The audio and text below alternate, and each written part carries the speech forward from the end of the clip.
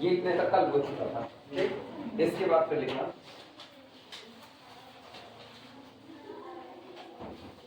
From above figure, language बोल रहे हैं, लैंग्वेज लिख रहा हूं, फ्रॉम एबव फिगर,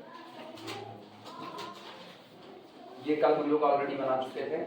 ठीक, सारी बातें कल बता चुके थे एक्स्ट्रा क्लास में। जब इनको मल्टीप्लाई किए थे, ये पहली रो थी, ये सेकंड रो आपकी है, थर्ड रो है, फोर्थ रो है, इस तरीके से nth रो है, पहला कॉलम, दूसरा कॉलम, तीसरा कॉलम, इस तरीके से pth कॉलम। पहली मैट्रिक्स का ऑर्डर है m/n, पहली मैट्रिक्स m/n, दूसरी मैट्रिक्स n/p, तो इसका मतलब जो रिजल्टेंट मैट्रिक्स आएगी वो आएगी m/p। ये ना, जब मल्टीप्लाई किया गया तो फर्स्ट रो मल्टीप्लाई हुई पहले कॉलम पर, first row multiplied by first column, तो ये एलिमेंट बनता है r1c1। First row multiplied by second column r1c2, first row multiplied by third column r1c3, first row multiplied by pth column r1c3, ये बना। इसी तरीके से second row first column, second row second column, second row third column, r1c1 r2c1 r2c2 r2c3, इस तरीके से बना। इनको देखने से पता चलता है कि अगर हम पूरे पर निगाह डालें, पहली मैट्रिक्स में अगर किसी नंबर की रो जीरो कर दी जाती है, कंप्लीटली जीरो एंट्री भर दी जाती है, तो रिजल्टेंट मैट्रिक्स जो प्रोडक्ट तैयार हुआ है उसमें उसी नंबर की रो ऑलरेडी जीरो हो जाती है। दूसरी मैट्रिक्स जो आपकी कैपिटल बी, अगर उसमें किसी नंबर का कॉलम जीरो किया जाता है तो प्रोडक्ट में उसी नंबर का कॉलम भी जीरो हो जाता है। हम लोग लिखेंगे कैसे? हम लोग इसको लिखेंगे if ith row in the matrix capital A becomes zero, if ith row in the matrix capital A, ith row मतलब कोई भी एक रो, आप पांचवी कह सकते हो, छठी कह सकते हो, सातवीं, आठवीं, कुछ भी कह सकते हो, लेकिन रो का बिहेवियर हमेशा कहां से निकल करके आएगा? कैपिटल A से, और कॉलम का कहां से निकल के आएगा? B से। तो कहा जा रहा है अगर इसमें ith नंबर की रो कंप्लीटली जीरो हो गई तो प्रोडक्ट में भी ith नंबर की रो कैसी हो जाएगी? जीरो हो जाएगी। इसी बात को लिखना रिजल्ट वन कर देना। ठीक, इसको देख करके, हालांकि इसको रिजल्ट क्या, इसको ऑब्जर्वेशन वन बोला जा सकता है कि इसको देख करके हम एक ऑब्जर्वेशन कर रहे हैं, एक निरीक्षण कर रहे हैं, हमें एक रिजल्ट निकल करके आ रहा है, तो इसी को लिख देना, चाहे ऑब्जर्वेशन वन चाहे रिजल्ट वन। बोले if ith row of capital A, if ith row of capital A, अगर पहली मैट्रिक्स जो कैपिटल A दी गई है उसकी ith row is zero row, if ith row of matrix capital A is zero row, zero row का मतलब उस रो में जितनी एंट्री है वो सब के सब क्या बन जाएगी? जीरो बन जाएगी। If ith row of matrix capital A is zero row, then ith row of AB, capital A into capital B, then ith row of capital A into capital B is also a zero row, is also a zero row if ith row of capital A is zero row। अगर आपकी जो पहली matrix है capital A उसकी ith रो completely zero हो जाती है, तो जो आपका प्रोडक्ट A भी निकल के आ रहा है उसकी भी ith रो कंप्लीटली क्या हो जाएगी? जीरो हो जाएगी। Result two, second result. दूसरे रिजल्ट में लिखना if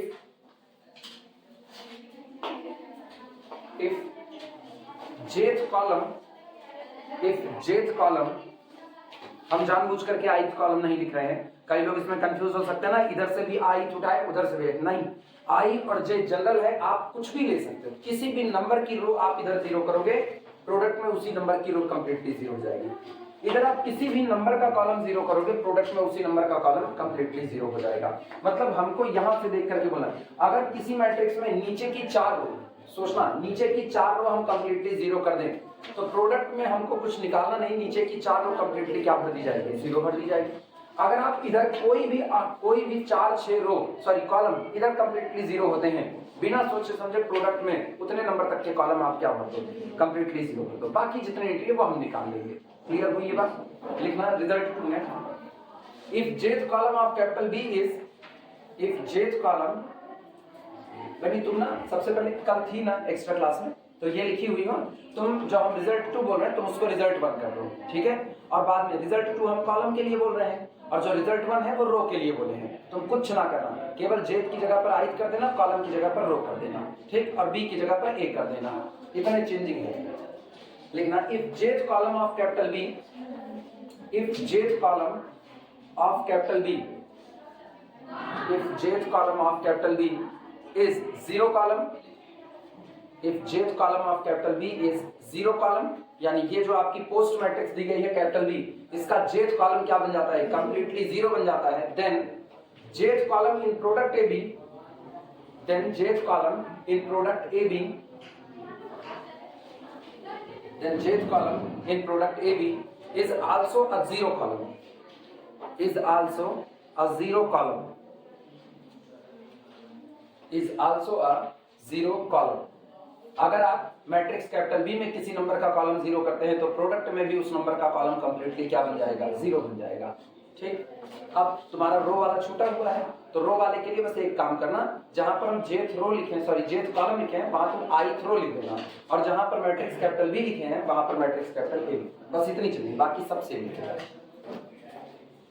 सुनो एग्जांपल उठा रहे हैं, एग्जांपल में देखना, एग्जांपल एक मैट्रिक्स कैपिटल ए ले रहे हैं, capital A is equal to 1 2 4 2 0 0 0 0 0 0 0 0 2 1 1 1। Good morning. Good morning जनाब। क्यों ये डस्टर है क्या? डस्टर तो है, यहाँ एक और सामान है।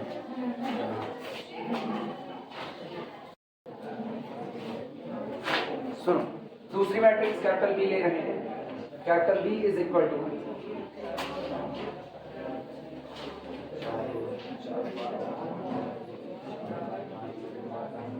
1 2 0 2 1 0 -1 -1 plus plus 1 1 0 1 2 0 capital A capital B. अब दोनों का प्रोडक्ट करने चल रहे हैं, ध्यान देना, product of A B, A into B is equal to, ऐसे प्रोडक्ट कर लेंगे ना। अब हमको रूल मिल चुका है, हम सीधे देखेंगे कि पहली मैट्रिक्स में किस नंबर की रो कंप्लीटली जीरो है, सेकंड और थर्ड। तो इसका मतलब यहाँ पर सेकंड और थर्ड रो कंप्लीटली क्या बन जाएगी, जीरो। ऑर्डर देख लेते पहले, इसका ऑर्डर कितना है, 2 2 4 2 2 4 4 क्रॉस 4 का, और इसका ऑर्डर कितने का है, 4 क्रॉस 3 का। तो इसका मतलब रिजल्टेंट का ऑर्डर क्या होगा, 4 क्रॉस 3 का होगा। ठीक, जो रिजल्टेंट आएगा इसका ऑर्डर होगा 4 क्रॉस 3। 4 रो आपके पास होगी, 3 कॉलम होगा। और एक चीज गौर करो, इसका थर्ड नंबर का कॉलम कैसा है, 0। तो यानी प्रोडक्ट में थर्ड नंबर का कॉलम तुरंत कितना चढ़ा दिया जाएगा, 0।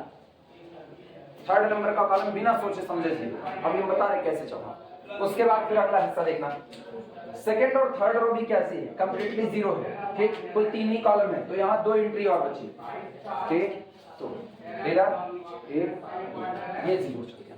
अब कुल मिलाकर के सोचो, अपनी 4 गुणे 3 की मैट्रिक्स है, मतलब 4 तिहाई 12 एंट्री भरनी थी। 12 एंट्री में आपको बिना सोचे समझे 4 4 8 एंट्री भर उठे है। बची कितनी एंट्री, 4।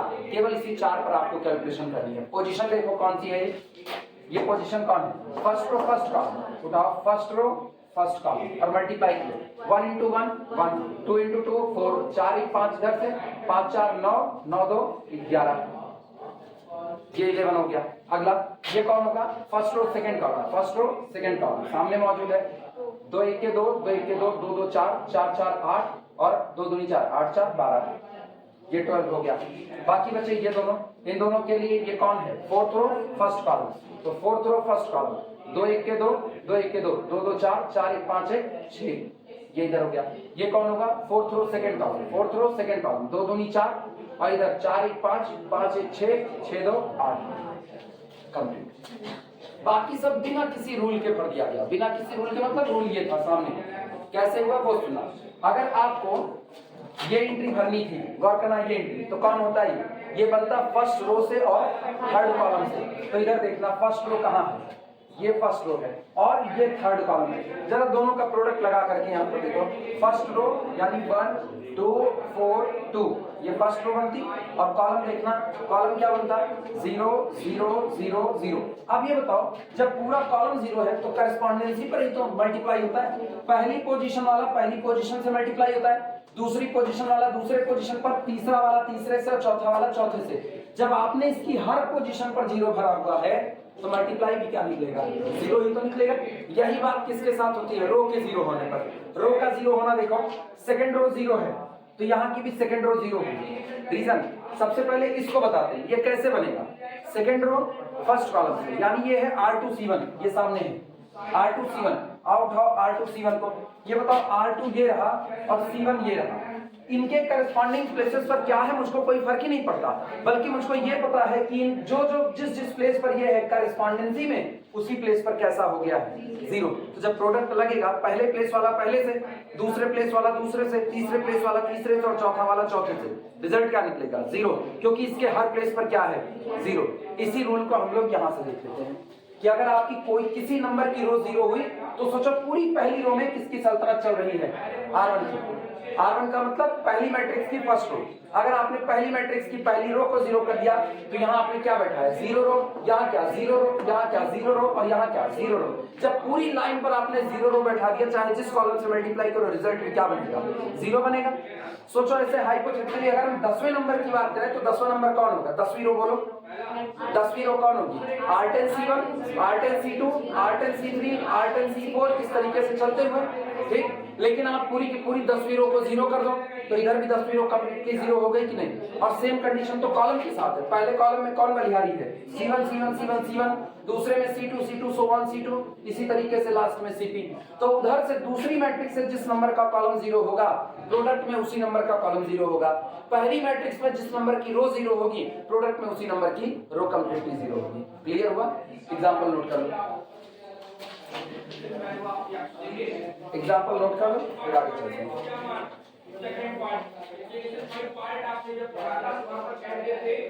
चलो अगले पर आते हैं। अब सुनो, कुछ नोट लगाना, मैट्रिक्स के मल्टीप्लिकेशन के बारे में कुछ नोट्स बताने चल रहे हैं, और इन सारे नोट्स का जो निचोड़ है वो पहले बता दे रहे हैं। जब आप नंबर का प्रोडक्ट करते हो तो आप कहते हो 2 गुणे 3 करो, 2 3 6 आएगा, और चाहे 3 इंटू 2 करो, 3 इंटू 2 भी 6 आएगा। मतलब अगर आप नंबर को मल्टीप्लाई करते हो तो ये कम्यूट करता है। मैट्रिक्स का मल्टीप्लिकेशन कम्यूट करे इसकी कोई गारंटी नहीं है। जैसे function fog does not equal to gof always, हाँ या ना। इन जनरल अगर लिखा जाए तो फॉग और गॉफ आपस में बराबर नहीं होते, लेकिन नॉर्मली वो बराबर हो भी सकते हैं। कभी कभी फॉग और गॉफ दोनों बराबर आते हैं और कभी कभी बराबर नहीं आते हैं। ये जो मैट्रिक्स तुम देख रहे हो ना, वास्तविकता में मैट्रिक्स एक ट्रांसफॉर्मेशन होता है। जो मैट्रिक्स है ये एक ट्रांसफॉर्मेशन है, क्योंकि कल को जब थर्ड सेमेस्टर में लीनियर अलजेब्रा चलेगा तो वहां समझ में आएगा, अगर आपने एक मैट्रिक्स बनाई है तो दुनिया में उस मैट्रिक्स के लिए एक ट्रांसफॉर्मेशन जरूर है। दुनिया में उस मैट्रिक्स के लिए एक ट्रांसफॉर्मेशन मतलब एक मैपिंग जरूर होगी, और ये मैट्रिक्स उसी मैपिंग की वजह से बनी है। कोई भी चीज बनेगी तो उसका एक बेस तो होगा, बिना बेस के तो वो चीज बन नहीं सकती। अपने लोग यहाँ पर पढ़ रहे हैं तो ऑब्वियस बात है हमारा बेस मैथमेटिक्स है, हम मैथमेटिक्स पढ़ा रहे हैं, तुम मैथमेटिक्स पढ़ रहे हो, यही मेरा बेस है, इसीलिए हम तुम्हारे ऊपर वर्क कर रहे हैं। तो हम मैपिंग के तौर पर हो गए, तुम कौन हो गए, आर्गुमेंट हो गए, और जो रिजल्ट निकल करके आएगा वो कौन होगा, वो एंट्री, वो आपकी एंट्री हुई। यानी y बराबर fx अगर लिखा जाए तो y कौन होगा, वो रिजल्ट होगा, और f कौन है, हम मैपिंग है, x कौन है, तुम लोग x हो। तो y is equal to fx, आया हुआ रिजल्ट बराबर होता है टीचर ऑपरेट कर रहा है किस पर, स्टूडेंट पर। इसी तरीके से अगर एक मैट्रिक्स बनी है, उस मैट्रिक्स के लिए एक ट्रांसफॉर्मेशन जरूर होता है। तो ये मैट्रिक्स पूरी की पूरी एक ट्रांसफॉर्मेशन है, और जब मैट्रिक्स एक ट्रांसफॉर्मेशन एक मैपिंग है, तो मैपिंग की दुनिया में हमको पता है fog does not equal to gof in general. तो ये बताओ a इंटू बी, फॉग बना तो b इंटू ए गॉफ बन सकता है। अच्छा ये भी पढ़े मैपिंग में, फॉग डिफाइंड हो सकता है, गॉफ डिफाइंड हो इसकी कोई गारंटी नहीं है। गॉफ डिफाइंड हो सकता है, फॉग डिफाइंड हो इसकी कोई गारंटी नहीं है। फॉग और गॉफ दोनों डिफाइंड हो सकते हैं, लेकिन दोनों बराबर इसकी भी गारंटी नहीं है। यही बात मैट्रिक्स में है, a इंटू बी पॉसिबल है, उसी दौरान b इंटू ए पॉसिबल नहीं हो सकता है। a इंटू बी नहीं पॉसिबल है, लेकिन उस दौरान b इंटू ए पॉसिबल हो सकता है। ए बी और बी ए दोनों पॉसिबल हो सकते हैं, लेकिन दोनों फिर भी बराबर नहीं हो सकते। ए बी बी ए दोनों पॉसिबल है, दोनों के ऑर्डर बराबर हो जाए मैट्रिक्स के, उसके बाद भी दोनों बराबर, इसकी गारंटी नहीं है। और ऑर्डर बराबर ना हो तो वैसे भी बराबर नहीं हो सकता। ये सारी बातें हम लोग रिमार्क में लिखने चाहिए। तुमको अभी इसका ना मैट्रिक्स का ट्रांसफॉर्मेशन अप्रोच नहीं जानना। ट्रांसफॉर्मेशन अप्रोच हम तुमको लीनियर अलजेब्रा में सिखाएंगे, जब अगले सेमेस्टर में ये मिलेगा तब।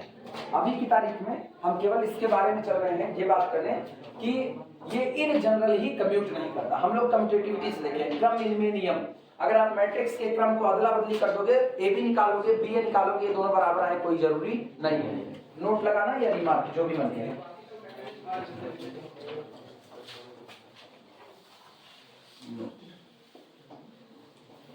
पहला A into B is equal to null, ये बड़ा सा O बनाना, जीरो मत बनाना, ठीक। ये कौन है? मैट्रिक्स। ये कौन है? मैट्रिक्स। तो इनका प्रोडक्ट भी क्या होगा? मैट्रिक्स, नंबर नहीं होगा, ठीक। A into B is equal to null need not implies, या ऐसा लिख देना, does not implies that either capital A is null, either capital A is null or capital B is null, capital B is null। अगर दो matrix दी गई है A into B और दोनों का प्रोडक्ट एक नल मैट्रिक्स आ रही है, तो आप ये नहीं कह सकते हो कि दोनों मैट्रिक्स नल मैट्रिक्स रही होंगे, आप ये नहीं कह सकते हो। जबकि नंबर की दुनिया में हम लिखते हैं, सोचो नंबर की दुनिया में अगर मुझको कहा गया A into B बराबर 0, तो हम लोग क्या लिखते हैं? आइदर A बराबर 0 और B बराबर 0, और इसका मतलब शामिल है A और B दोनों 0 हो सकते हैं। मतलब कुछ लोग ऐसे भी कच्चे खिलाड़ी लिख देते हैं, और A and B both are 0, both equal to 0। Number की दुनिया में ये तय है कि अगर दो नंबर का प्रोडक्ट 0 आ रहा है तो निश्चित तौर पर उनमें से कोई एक नंबर 0 रहा होगा। जबकि मैट्रिक्स की दुनिया में ऐसा नहीं है। मैट्रिक्स की दुनिया में अगर दो मैट्रिक्स दी गई है और दोनों ही नॉन जीरो मैट्रिक्स है, उसके बावजूद भी उनका प्रोडक्ट जीरो मैट्रिक्स आ सकता है। एग्जांपल के तौर पर दिखाते हैं, जैसे हम एक मैट्रिक्स ले रहे हैं 1 0 0 0, कितने क्रॉस कितने की मैट्रिक्स है? 1 क्रॉस 4 की है, ठीक। अच्छा, अगला हम ले रहे हैं, अगली मैट्रिक्स 4 क्रॉस 2 की बना रहे हैं। रिजल्टेंट कितने का होगा? 1 क्रॉस 2 का होगा। अब इनको बना रहे हैं, इनका हाल देखना, 0 0 0 0 0 0 1 0। जरा प्रोडक्ट लगाओ दोनों का प्रोडक्ट लगाओगे तो बनेगा कितने का? 1 क्रॉस 2 का। अब देखना, फर्स्ट रो फर्स्ट कॉलम, इसका पोस्ट मैट्रिक्स का पूरा पहला कॉलम 0 है, तो इसका पहला कॉलम क्या बन जाएगा? 0। अब कितने का बन रहा है? 1 क्रॉस 2 का, तो पहला कितना आ रहा? 0। इतना लंबा बनाने की जरूरत नहीं है, ऐसे ही बना देते हैं। पहला 0। अब की बार फर्स्ट रो सेकंड कॉलम कितना होगा? 0 0 0 0, कितना आया? क्या ये नल मैट्रिक्स है कि नहीं? सोचो, ना तो ए नल है, क्या इसको नल मैट्रिक्स कोई बोलेगा? नहीं, क्योंकि एक भी एंट्री अगर जिंदा हो गई तो आपकी वैल्यू नल नहीं हो सकती, मतलब ये नल मैट्रिक्स तो नहीं है। क्या ये नल मैट्रिक्स है? नहीं, क्योंकि इसके पास भी 1 मौजूद है। Neither A null nor B null, but A into B is equal to null. तो इसका मतलब मैट्रिक्स की दुनिया में वो बात लागू नहीं होती है जो आप नंबर की दुनिया में होल्ड करते हो। a इंटू बी बराबर 0, नंबर की दुनिया में बोल रहे, a इंटू बी बराबर 0 implies that either a 0 or b 0 or both are 0, but in the matrix neither a 0 nor b 0 but a into b may be 0, वो 0 हो सकता है। यही लिखना, a into b is equal to null implies that either a is null, this does not implies that either a is null or b is null, कि ये आपको इस बात की गवाही नहीं देता कि आप a या b में से किसी एक को भी नल कह सको। हो सकता है वो दोनों ही नल ना हो। एग्जांपल लगा देना, example capital A is equal to 1 0 0 0, capital B is equal to 0 0 0 0 0 0 1 0, और प्रोडक्ट तो नल आया ही है 1 क्रॉस 2 का। This implies that AB is equal to 0 0। Here A does not equal to null matrix, B does not equal to null matrix, but AB is equal to null matrix। ना तो A null matrix है ना तो B null matrix है, लेकिन AB कैसी हो चुकी है? null matrix हो चुकी है। ये पहला नोट था, ये हो जाए तो दूसरा नोट लगाना। पहले ये लिखो, सेकेंड नोट में लिखना AB may or may not be equal to BA। AB प्रोडक्ट AB may or may not equal to B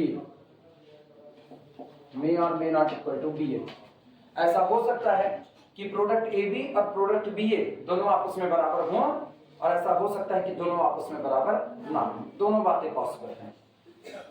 इसके लिए अभी एग्जांपल नहीं ले रहे हैं क्योंकि अब इसमें और बातें कहनी है, लास्ट में उठाएंगे तो लास्ट में एग्जांपल ले लिया जाएगा। बराबर होने का एग्जांपल तो सबके दिमाग में चढ़ा रहना चाहिए। अगर कोई कहना ए बी और बी ए को बराबर दिखा दीजिए तो ठीक है, हो जाएगा ए बी और बी ए बराबर। मैट्रिक्स कैपिटल ए ले लो, capital A is equal to ले लो 1 2 3 4 2 1 3 2 2 जो मर्जी बोलिए, ये कैपिटल ए ले लिया। और बी बराबर आप ले लो 1 0 0 0 1 0 0 0 1। आइडेंटिटी मैट्रिक्स पता है, आइडेंटिटी का मल्टीप्लाई कहीं पर कोई असर नहीं डालता। तो चाहे हम निकालें ए बी और चाहे हम निकालें बी ए, दोनों आपस में कैसे आएंगे? सेम आएंगे। ठीक, बराबर ना बैठे इसके लिए रैंडमली कुछ भी भर दो। नॉर्मली बराबर नहीं आएगा, रैंडमली जो मन कहे वो भर दो, और बराबर आ गया तो एक आध एंट्री चेंज कर लेना, फिर बदल जाएगा। उसके लिए एग्जांपल तैयार करने में दर्द नहीं है। देखो ये जैसे ए बी निकालते हैं, ए भी हम ले लेते हैं सॉरी कैपिटल ए, चलो लिख ही दें example. Capital A is equal to 1 2 3, ये रहा। Capital B is equal to, ये कितने का है? 1 क्रॉस 3 का। अगला हम ले रहे हैं 3 क्रॉस 2 का। 1 2 1 2 1 1। देखना A B is equal to first row first column 1 into 1 2 दूनी 4 4 1 5 5 3 8, ये रहा। और अगला हिस्सा ये है 3 क्रॉस 2 का, 1 क्रॉस 2 का बनेगा ना करेंगे 8। अगला फर्स्ट रो सेकंड कॉलम 2 1 के 2 2 1 के 2 2 2 4 4 3 7 8 7। और ये कितने का है? 1 क्रॉस 2 का। क्या तुम बी ए निकाल सकते हो? बी ए निकाल सकते हो? निकाल के दिखाओ। But B A is not defined, but B is not defined. जरा सुनो, बी का अगर ऑर्डर देखा जाए, बी का ऑर्डर कितना है? 3 क्रॉस 2, और ए का ऑर्डर कितना है? 1 क्रॉस 3। क्या ये बराबर है? तो ये वैसे भी नहीं निकल सकता। और ये बताओ, जब ए बी और बी ए दोनों आता तब बराबरी की बात होती, तब हम कहते कि भैया बराबर हो सकता है। आज तो पता चल रहा है ए बी आया, बी ए आया ही नहीं। तो जब बी ए आया ही नहीं तो क्या आप ए बी और बराबर बी ए कर दोगे? ए बी डिफाइंड है, बी ए डिफाइंड ही नहीं है। जो डिफाइंड ही नहीं है उसको आप अनडिफाइंड चीजों को आप डिफाइंड के बराबर कर सकते हो। एक चीज अपने आप को करिए हम वेल डिफाइंड है, अपनी वैल्यू दे रखी है कि ये सामने देख लो, और दूसरी अपने आप को करिए हम डिफाइंड ही नहीं है। तो क्या अनडिफाइंड कभी भी डिफाइंड के बराबर आ सकता है? नहीं। तो इसका मतलब ए बी और बी ए आपस में बराबर नहीं है। एग्जाम्पल पे ये सामने से चल रहा है। अभी हम दिखाएंगे ना, दोनों डिफाइंड होगा फिर भी बराबर नहीं होगा, दोनों डिफाइंड होगा तब पर नहीं। पहले ये नोट कर लो अगर लिखना हो तो।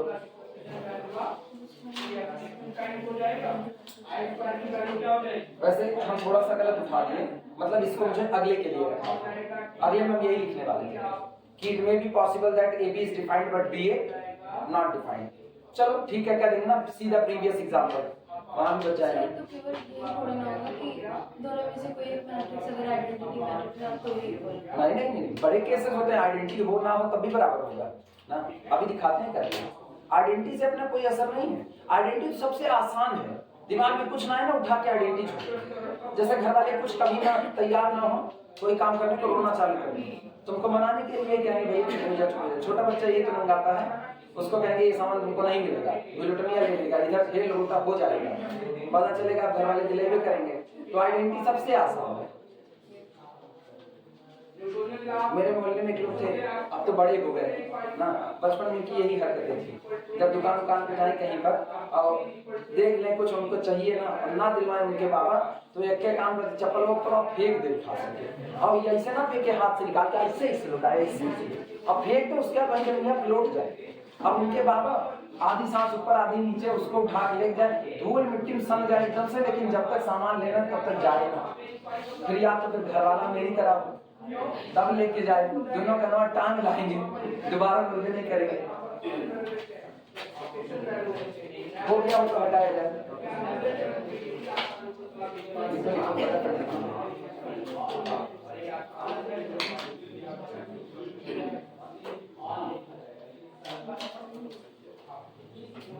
थर्ड रिमार्क बोले, थर्ड लिखना, तीसरे में लैंग्वेज बोल रहे हैं। If A and B are two matrices, if A and B are two matrices, if A and B are two matrices such that if A and B are two matrices such that AB exist, AB exist, अगर A और B दो matrices हों such that इस प्रकार हो कि AB क्या करे, एग्जिस्ट करे, ठीक, इट मे बी पॉसिबल, ये संभव है, it may be possible, it may be possible that BA does not exist, it may be possible that BA does not exist। अगर दो मैट्रिसेस A और B डिफाइंड हैं और इस तरीके से हैं कि प्रोडक्ट A भी पॉसिबल है, तो ये पॉसिबल हो सकता है कि BA उस दिन एग्जिस्ट ना करे, मतलब कर भी सकता है, तो BA एग्जिस्ट कर भी सकता है और नहीं भी। सामने एग्जांपल मौजूद है, कोई एग्जांपल खोजना नहीं, गौर करो मेरे लिए, A भी एग्जिस्ट कर रहा है लेकिन BA एग्जिस्ट नहीं कर रहा है, ठीक, and vice versa, and vice versa, vice versa का मतलब ठीक इसका उल्टा, कि BA एग्जिस्ट कर जाएगा लेकिन AB एग्जिस्ट नहीं करेगा, and vice versa, and vice versa, VICVERS, and vice versa मतलब इसका ठीक अपोजिट। अभी तक हमने क्या कहा, AB एग्जिस्ट कर जाएगा लेकिन BA एग्जिस्ट नहीं करेगा, अब हम क्या बोल रहे हैं, BA एग्जिस्ट कर जाएगा लेकिन AB एग्जिस्ट नहीं करेगा। ये तीसरा रिमार्क। चौथा लगाना, हाँ एग्जांपल सेकंड में डाल दिए, ये तभी तो हम कहे, एक्चुअली ये जो एग्जांपल है ना दोनों जगह पर सटीक है, दोनों जगह पर। ये कह रहे हैं AB मे और may not equal to BA, तो हमने कहा AB आ गया, BA आया ही नहीं, तो इसका मतलब दोनों बराबर नहीं होते, क्योंकि अगर AB बराबर BA होता तो BA को भी आना पड़ता, आज BA आया ही नहीं, तो इसका मतलब बराबर हो भी सकता है और नहीं भी हो सकता। और अभी जो लगाए, हालांकि एग्जांपल थोड़ा सा वास्तविकता में गलत हो गया, हमको सही जगह पर इसको लगाना था, फिर भी गणित वाले इतना तो समझ सकते हैं। यहाँ हमने दिखा दिया कि AB एग्जिस्ट किया है लेकिन BA एग्जिस्ट नहीं कर रहा है, हम चाहें तो BA एग्जिस्ट करा दें, AB ना एग्जिस्ट कराएं, कैसे, अपने को दिमाग से ही खेलना है। BA ऐसा बनाएं कि B के अंदर मौजूद कॉलम A के अंदर मौजूद रो बराबर आए, लेकिन जब आप AB करो तो ये चीज बराबर ना आए।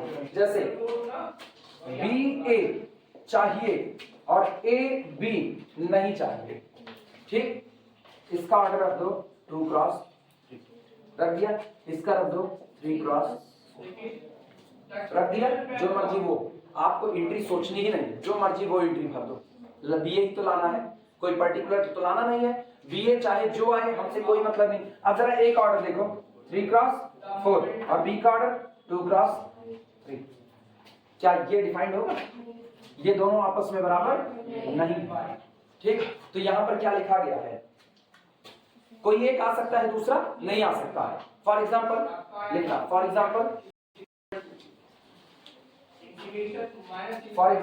ऐसे करना, दिस, और ऐसे लिखना एग्जिस्ट, ये एग्जिस्ट करेगा, बट दिस ऐसे लिखना does not exist, does not exist.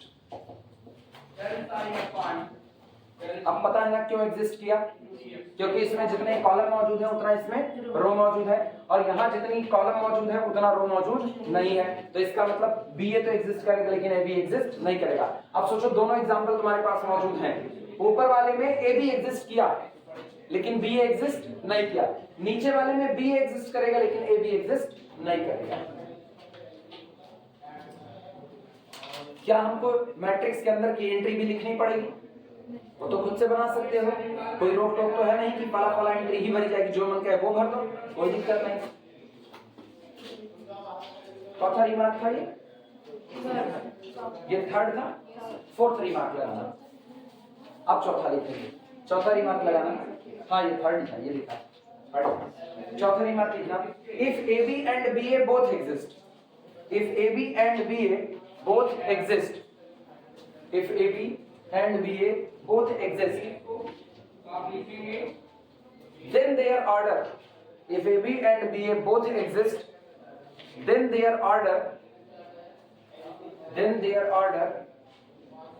may or may not be equal, then their order may or may not be equal। अगर ए बी भी आए बी ए भी आए, मतलब दोनों डिफाइंड हो। अभी हमने क्या किया, अभी हमने ए बी को डिफाइंड होने दिया, बी ए को आने से रोक दिया, बी ए को डिफाइंड होने दिया, ए बी को आने से रोक दिया। अब हम कह रहे हैं तुम भी आओ, ए बी भी आएगा, बी ए भी आएगा, लेकिन दोनों का ऑर्डर भी बराबर नहीं हो सकता। ये भी पॉसिबिलिटी, हर पॉसिबिलिटी अपने लोग सोच रहे हैं, एक को छोड़ नहीं रहे। अब सुनना कैसे, for example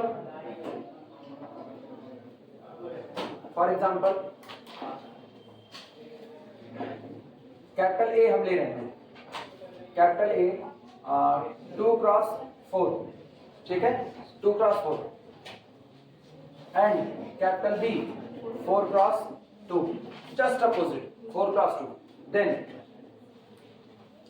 A B is of order, बोलो ए बी का ऑर्डर कितना होगा, 2x2, 2x2 का होगा, but B A is of order, अच्छा पलटो जरा, बी ए 4x2, 2x4 कितने का हुआ, 4x4। और ये बताओ दो मैट्रिसेस जिनका ऑर्डर डिफरेंट है, क्या वो आपस में बराबर हो सकती हैं? आज ए बी ए दोनों आएगा, लेकिन दोनों आपस में बराबर नहीं होगा। आप बोलो भाई, बाई, चाहे बाई बोलो चाहे क्रॉस बोलो, दोनों सही है। मल्टीप्लाई मत करना बस, खाली 2 दूनी 4 मत बोल देना, 4 चौक 16 मत बोल देना। 2x2 मैट्रिक्स बोल सकते हो, 2x2 मैट्रिक्स बोल सकते हो, ज्यादा स्टैंडर्ड 2x2 है। लेकिन नॉर्मली हम लोग जहां पढ़ते हैं ना, वहां पर एक कल्चर चल चुका है 2x2, 4x4, 5, अपने ही नहीं सबका। फॉरेन का भी वीडियो देखो ना, तो फॉरेन के वीडियो में यही निकलता है, कुछ लोग 2x2 बोलते हैं, कुछ लोग 4x4 बोलते हैं, 2x2 बोलते हैं, सॉरी 2x2 4x4 बोलते हैं। दोनों बोलो, दोनों सही है, बस मल्टीप्लाई मत बोलना, क्योंकि ये 2x2 का मतलब ना, जैसे कमरे की लंबाई चौड़ाई कैसे बोलते हैं, 4x5, बोर्ड कितने का है, 8x9 का बोर्ड है, ठीक, कमरा 15x16 का है, 15x16 लंबाई और चौड़ाई। तो आपको क्या बोल रहा है, रो की संख्या और कॉलम की संख्या। मैट्रिक्स में कमरे की तरह ही तो बिहेव कर रहा है। तो 2x2, 4x4, 8x9 ये ज्यादा बेहतर होता है, हमको ज्यादा बेहतर यही लगता है। लेकिन कहते हैं ना, शुरू से आपके ऊपर एक आदत पड़ चुकी है, आप छोड़ते छोड़ते भी नहीं छूट रहे, जैसे dy/dx होता नहीं है बटा बटा, लेकिन अपने dy/dx बोल देते हैं, जबकि वो ddx ऑफ y है, ये थोड़ा ज्यादा लंबा पड़ता है, तो हम लोग आसान वाला खोज लेते हैं। तो समझो अच्छी चीज है, बाकी बोलो नहीं, बोलो भी अच्छी चीज है, ऐसा थोड़ी किसी गाली दे दोगे और वो करेगा 2x2, 4x, ठीक है, नोट करो। आज दोनों डिफाइंड है, लेकिन इसके बावजूद भी दोनों आपस में बराबर नहीं है, और बस इसी पर अभी रोक देना है, इसी पर रोक देना। अब ये रिमार्क चल रहे हैं,